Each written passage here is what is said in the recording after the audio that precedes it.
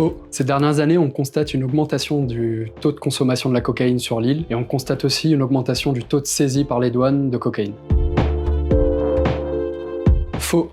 Dès la première prise, les risques sont présents. Donc on aura des risques au niveau cardiovasculaire, au niveau cognitif ou même des comportements à risque liés à la consommation de la substance. Faux.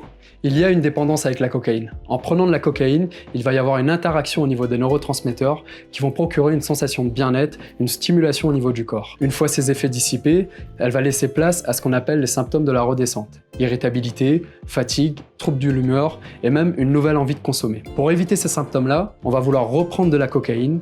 C'est à ce moment-là que s'installe le cercle vicieux où on ne consommera pas uniquement pour obtenir du plaisir, mais pour éviter les symptômes de manque.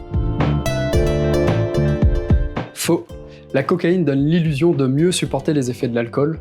En fait, elle va venir masquer l'état d'ivresse et la fatigue que provoque l'alcool, ce qui peut nous donner l'impression d'être capable de boire plus dans la soirée. Une fois les effets de la cocaïne dissipés, les effets de l'alcool vont se faire ressentir sur l'organisme. La cocaïne seule est toxique pour la santé, mais associer la cocaïne avec un autre produit la rend encore plus toxique pour le corps. Vrai. Le crack, c'est pire que la cocaïne. Elle rend encore plus dépendant que la cocaïne. En fait, le crack, c'est de la cocaïne qui va être transformée et qui va être consommée de façon différente. Elle va être consommée sous forme fumée, ce qui fait que les effets vont monter encore plus rapidement au cerveau et ils vont durer moins longtemps.